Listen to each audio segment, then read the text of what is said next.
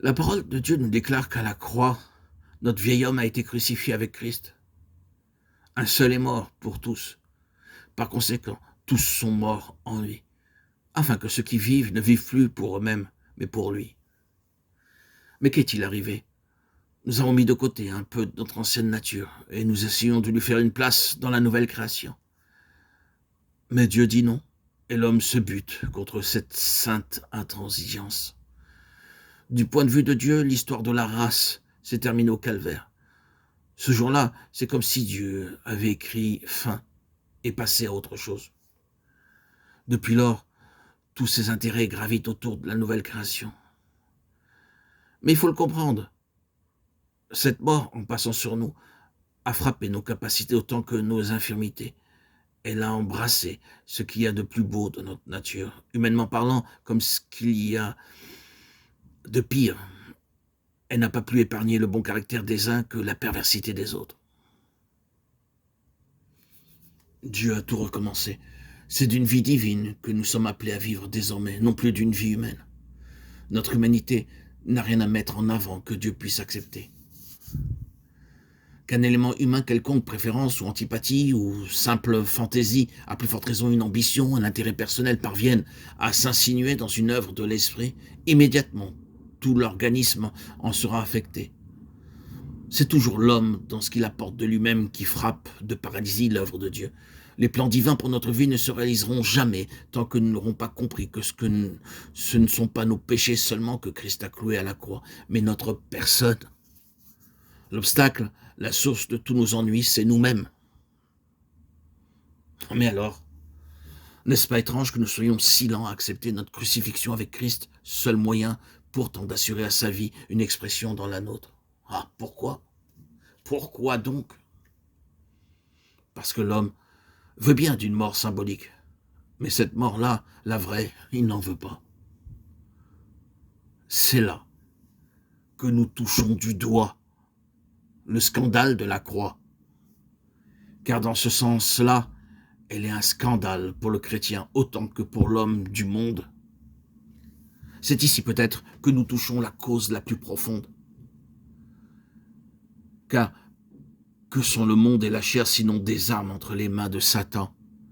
C'est grâce au monde et à la chair que la hiérarchie satanique perpétue son emprise sur les hommes et que Satan continue à régner en maître sur toute l'ancienne création. Or, en approchant de la croix, Christ a dit « Maintenant, le prince de ce monde va être jeté dehors ».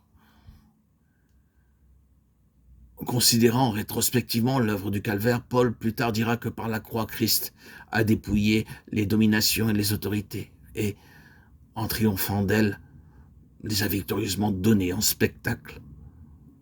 Ah, il ne faut donc pas être surpris si la grande hiérarchie vaincue met tout en œuvre pour neutraliser les effets de la croix et frustrer le Seigneur Jésus des fruits de sa victoire. Elle y travaille de diverses manières. Grâce à ces insinuations, le message de la croix est présent sous de toute autre couleur. On laissera tonner contre le monde, mais on fera rentrer par la porte de derrière ses méthodes, ses ressources, son esprit, qui absorberont comme des sangsues la vitalité spirituelle de l'Église. Pour créer de la tension et provoquer des schismes, on stimulera les énergies charnelles, la vie propre, le vieil Adam. Ainsi, le ciment de la grâce et de l'amour fraternel se désagrégera peu à peu. Pour obscurcir la nécessité de la régénération, on mettra l'homme au premier plan. En poussant à la philanthropie, au culte de la beauté, on encensera en temps et hors de temps l'héroïsme, le talent, la morale naturelle. Tout cela est l'œuvre de Satan. Il faut le dire. La réputation, le prestige, ce penchant inné de l'homme à voir grand, à vouloir augmenter sa clientèle et réussir selon le monde, sont choses contraires à l'esprit de Christ.